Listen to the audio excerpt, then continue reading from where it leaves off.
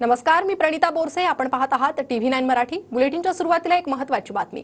महाविकास आघाडी vote जिहाद करते असा आरोप फडणवीसांनी केलाय. सज्जाद नोमानींचा 17 मागण्या मान्य करण्याचं महाविकास आघाडीनं आश्वासन दिल्याचं फडणवीसांचं म्हणणं आहे. मुस्लिमांना 10% आरक्षण, RSS वर बंदीची नोमानींची मागणी आहे.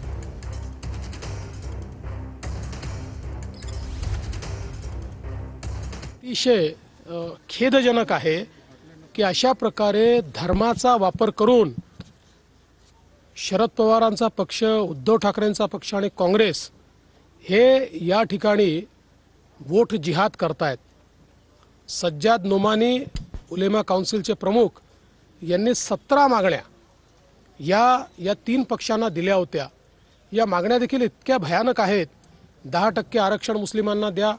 2012 ते 2024 महाराष्ट्रात जेवढे दंगे झाले त्या दंग्यांमध्ये जेवढे मुस्लिम आरोपी आहेत त्यांच्यावरच्या केसेस सगळ्या परत घेऊन टाका. RSS वर बंदी लावा.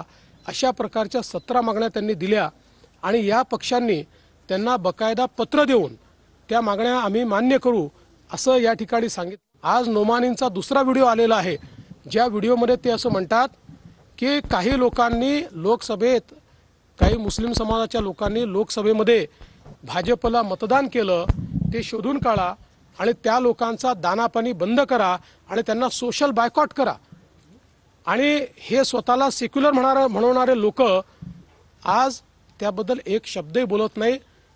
ही जी एक प्रकारचे एक्स्ट्रीम पोलरायझेशन करण्याचा प्रयत्न हा जो काही महाविकास आघाडी करते त्याला आम्ही निश्चितपणे उत्तर देऊ.